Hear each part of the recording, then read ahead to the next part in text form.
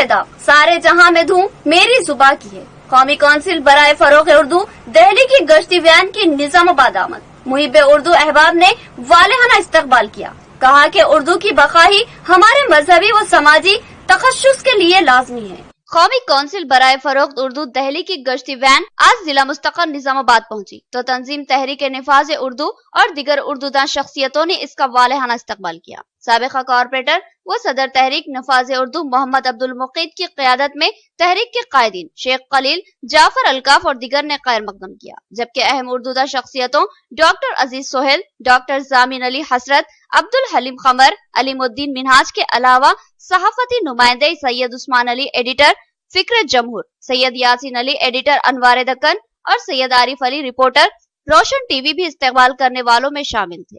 Doctor अजीज सोहेल ने कहा कि उर्दू की बका और उसके फरोग की जिम्मेदारी हमारे शानों पर है। कौमी कौंसिल बराए फरोग उर्दू दिल्ली की ये मोबाइल वैन मुल्क भर के शहरों का दौरा करती है। इस वैन में उर्दू की नायाब व अहम तरीन किताबें मौजूद होती है, जिसका मकसद उर्दूदा तबके को इन किताबों से मुस्तफिद करवाना जो इनकी दस्तरस से दूर है।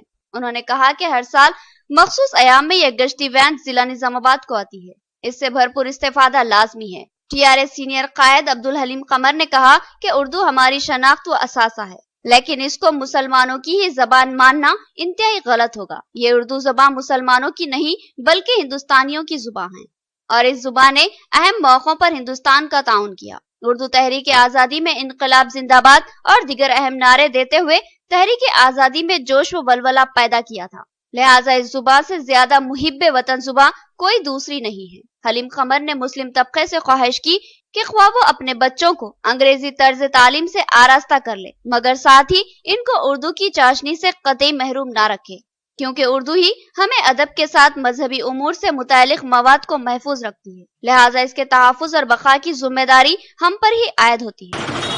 कौमी कौंसिल बराए फरोग उर्दू की जानिब से आज एक बयान निजामाबाद से टीम लाई गई है कि सेंट्रल गवर्नमेंट के तहत उर्दू के फरोग के लिए एक इदारा चलता है, तो आज तमाम लोगों की, हिंदुस्तानियों की खास करके जिम्मेदारी ये ज़बान हिंदुस्तान की खालिद हिंदुस्तानी ज़बानें होंगी, इसको फरोग देना चाहिए।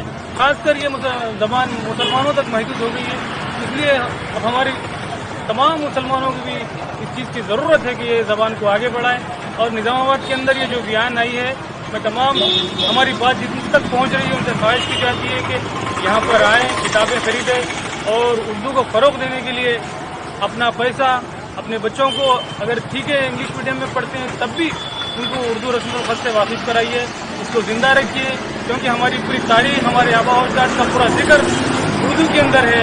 आज शहर निजामाबाद में कौमी कौंसिल बराए फरोग उर्दू ज़बान नई दिल्ली की ये मोबाइल वैन जो किताबों के साथ आई हुई है, अहलिया निजामाबाद हम इसका इस्तकबाल करते हैं।